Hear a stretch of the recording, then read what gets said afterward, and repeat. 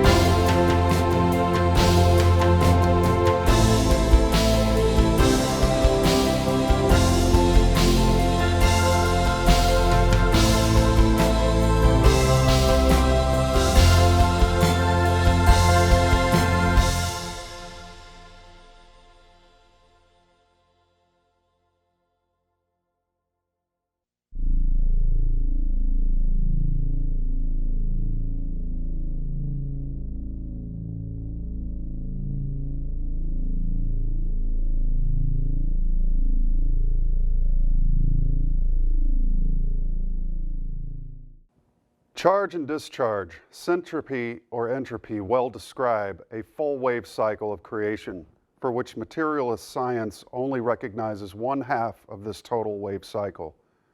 If the human body were to follow the blueprint of the Big Bang and tropic heat-death universe model, the human body, as well as all other bodies, should by right only exhale. We know this is not the case, however. The sun inhales over a period of approximately 11 years and exhales over the same amount of time. Astrophysicists falsely call this unknown process a reversal of the sun's magnetic field or polarity. Denying the process of universal inhalation for all bodies is laughable in the face of cosmic truth. All bodies breathe in and breathe out, from micro to macro. Inhalation of all bodies, once discovered, will balance the one-way heat-death false model of creation, which forever locks man's mind into an explosion-only universe. This is a colossal error in science, for which mankind is paying a heavy price, as we can see by the amount of pollution generated by this grave one-way misunderstanding. This leaves science in a conundrum. Science has chained itself to the use of only its senses, and its world of so-called laws, which it purports as knowledge, locking itself into the study of only the death half of the wave of creation alone. Walter Russell gave to the world the understanding of both the life-giving side and death-regiving side of the wave of creation. The Big Bang is perhaps the most egregious error in astrophysics, due to the simple fact that it consigns the Creator in all of creation to a death sentence. Red shift must have its counterpart of blue shift to be complete. The cosmic illuminate Walter Russell gave us a seamless two-way motion electric universe, an optical universe, a holographic fractal universe, back in 1926. Syntropy, as a term meaning the in-breath of creation, is the uphill flow of electricity, also known as generative concentrative compression, which performs its work through twin opposing vortices that inwind space, which can be seen ubiquitously throughout nature. Entropy releases that inwinding at 90 degrees by radiative decentrative expansion through the equators of all bodies. All bodies in motion exhibit these two directions. Therefore, rightly, so must the universe as a whole exhibit this two-way motion, which completely invalidates the need for a Big Bang. The Big Bang has led science into a boxed canyon that, despite ever more mathematical equations to shore up all the holes, becomes only more and more complex and fantastic science fiction. The idea of a God particle of matter in a universe of wave motions loses its appeal when one looks at the universe within the eye of the heart, or the pineal gland. Quantum physics has created the need for multiverses to shore up this most unnatural travesty of nature, which purports that energy comes in packets. It is unfortunate that science could not trip over stillness as to alert their senses to its mighty presence. There is no need to use a particle as a starting point of motion when you have the entire domain of the light of mind as the beginning and ending of motion. Within the light of mind, the division of the universal equilibrium creates a locatable point within the universe of moving matter. The screen of space is the reflective medium for the projections of God's mind thinking and man's mind thinking to exist.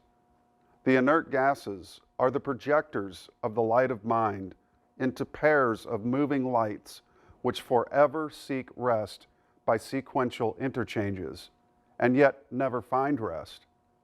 All bodies follow this path. Everything is born from stillness, and if left to unfold naturally, all bodies predominantly charge toward life until maturity, then predominantly discharge toward death beyond maturity. This is the life and death cycle of bodies in the heavens and bodies of the earth in both the micro and the macro scales. From cell to tree to planet to star to galaxy, this is a seamless law for which tens of millions of experiments can be performed to prove it. Or one can simply know it for themselves, which removes the need for experimentation. All knowledge is timeless to an illuminate. All motion in this 3D cosmic light cinema can be found to be moving upon a still gravity shaft exhibiting north and south gravity poles. At the center of every sphere, motion is negated within the fulcrum. It is here that the universal mind controls the motions of electrically divided light, which exists as spheres and rings. Universal mind is also bounding the motions of electricity at planes of zero curvature, which freeze light into form and give it the appearance of solidity. The cube and the sphere are the sole working tools of creation. These are the two lights of motion. Matter is the visible compressed side of the wave, while space is the reverse expanded condition of the wave. Both are equal and opposite expressions of the other and rhythmically balance one another through cyclical interchanges which form another illusion, time. In 1931, Jesuit priest Monsignor Georges Lemaitre proposed the Big Bang Theory in an attempt to appeal to the new quantum theory of matter. Conveniently, Pope Pius XII referred to this new theory of the origin of the universe as a scientific validation of the Catholic faith, something many believers in this myth would rather not discuss. In reality, this theory is a linear two-dimensional guess and demonstrates very well the lack of imagination on part of those whose minds have been unable to penetrate this illusion we call matter and substance. It is a convenient way of explaining from the position of the senses alone the effects of motion, which are multitudinous and complex, ultimately enforcing the need for a reduced two-dimensional linear interpretation or beginning and ending. It does not, however, ring true for the illuminate. The commonality of illumination when considering cosmological origins is the agreement from various illuminates who have repeatedly stated that motion itself is a fantastic illusion, while true reality is timeless and without beginning or end. In many traditional approaches to any cosmological explanation, the question of such origin was left to those who had the ability to penetrate the veil, as it were. Oftentimes, the quest would utilize shamanic techniques and ingestion of substances in order to alter the senses of mankind. The illumination experience, however, is far superior to the ingestion of substances. Walter and Leo Russell, as well as others, soberly experienced this rare state directly without ingestion of substances, making it a wholly mind experience separate of body. For those who have seen beyond the senses, a much different explanation or story emerges. The theme is all too common when one studies that rarest of all human conditions, known as illumination, as well as the countless near-death experiences that have been documented on record. What can the mind experience that the senses cannot detect? In one word, those who have penetrated the veil use that same word: love. One cannot prove empirically in a laboratory that they love somebody, but pure and infinite love may be known within each and every human heart on earth. It is unfortunate that most scientists will use this word in their daily lives, but fail to comprehend any levels above human sensing, which could open the doors to the highest ideal of mankind. Knowing itself is non-dimensional. The Creator is therefore best defined using the following words of description: omniscience, omnipresence, omnipotence, light, stillness, silence, undivided, unconditioned, sexless, motionless, formless, ecstatic, love, power, non-dimensional, invisible, and equilibrium. Let's break down the difference between sensing and knowing in an even simpler way. When one looks with their eyes, the electric brain will only respond to what is essentially in motion. Utilizing the senses creates awareness of electrical effects of motion. This could be likened to the ego, or externally generated outlook. This follows for all instruments of mankind's making, which are useful to detect or measure electric phenomena on Earth or in space. The human brain is a polarized organ with two hemispheres, which could be likened to a hard drive in a computer. We would not say that a hard drive has intelligence or self-awareness. However, the hard drive can only project that which it has recorded in the form of ones and zeros, using what we call software. In the same sense, the patterns of coping mechanisms, cultural identity, political affiliations, and religious or scientific beliefs constitutes a form of human software. The human brain runs specific software by the process of rote, or repeating and remembering, which will help it to adapt or cope with the world around it.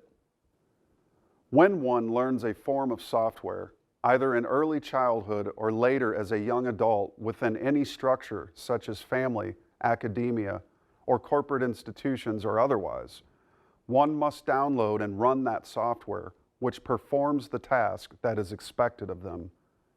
There are many kinds of software that can run in the background in the form of prejudices, beliefs, coping mechanisms, and emotional imbalances, which help create the unbalanced conditions that are playing out on the earth today, such as wars, diseases, and countless other examples of imbalance.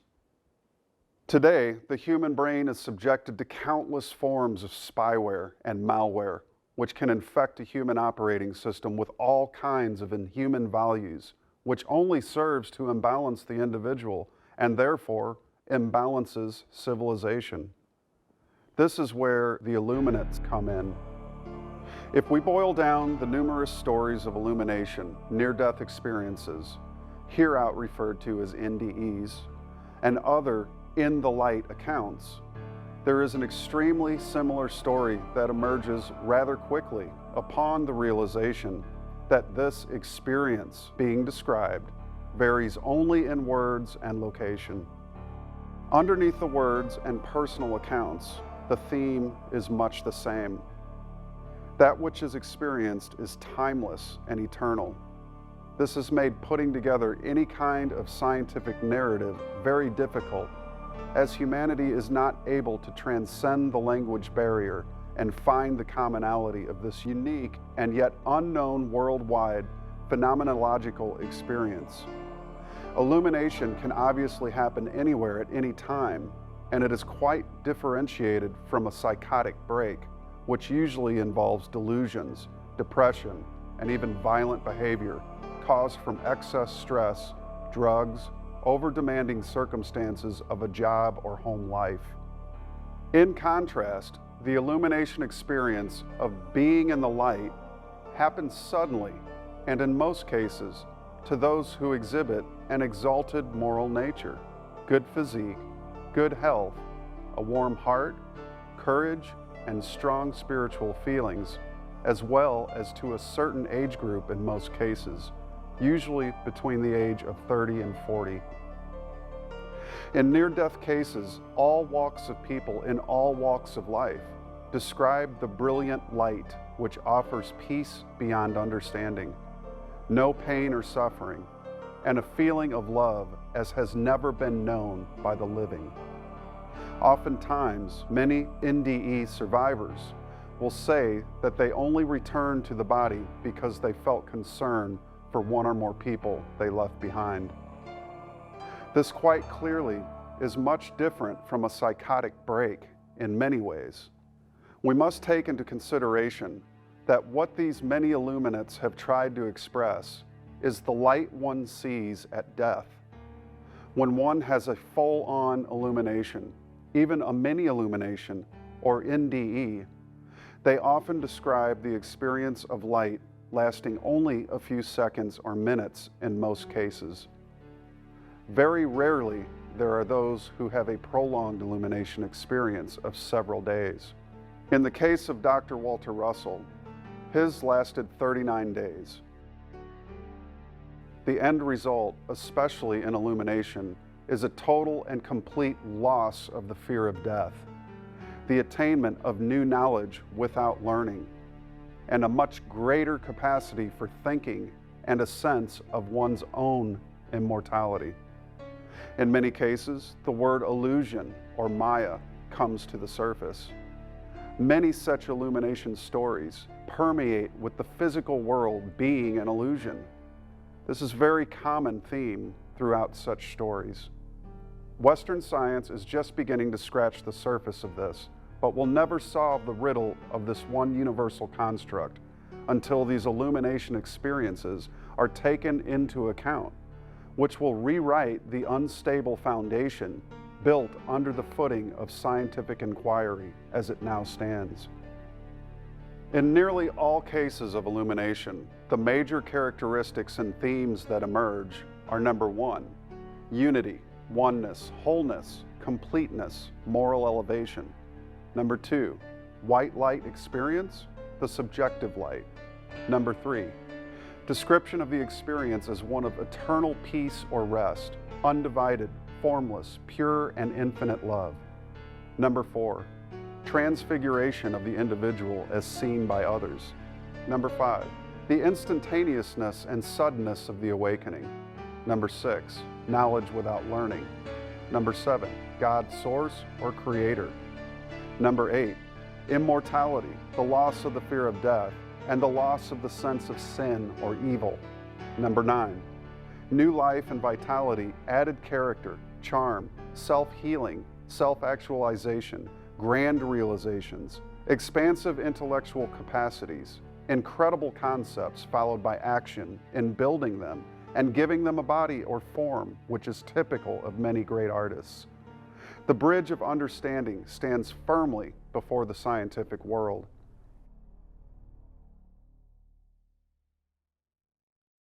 If religion and science can hold hands long enough to cross that bridge, the human realm of understanding can leap ahead 1,000 years. There is nothing holding humanity back. Stagnation of mind, being tied to laws that do not fit the onward march of humanity, only serves to withhold deeper understandings and higher universal wisdom which awaits mankind. Those who bravely cross the bridge and bring back new knowledge serve to help give mankind the impetus to march forward into the unknown. The illumination experience gives to one the ability to redefine words and convey new knowledge with these new meanings. The light of mind makes known that which was heretofore unknown. Well, this concludes the series, Knowing the Creator 101. I appreciate you taking part and sharing this series with others in the hopes that we can all learn to teach ourselves through the light of knowledge which is contained within each and every human that walks this earth. Timeless knowledge does not need a teacher. It simply needs a receiver to understand that these lessons are available at any time, any place, anywhere on this planet. If we are not the solution, then who is? We must learn to go within, to seek and find that which has heretofore remained hidden from us. I wish you all the best in your journey, and please check out philosophy.org. Help support the University of Science and Philosophy in keeping the great work of self-actualization and autodidactism alive in humanity. I'm Matt Presti. I appreciate you joining me. Have a great day.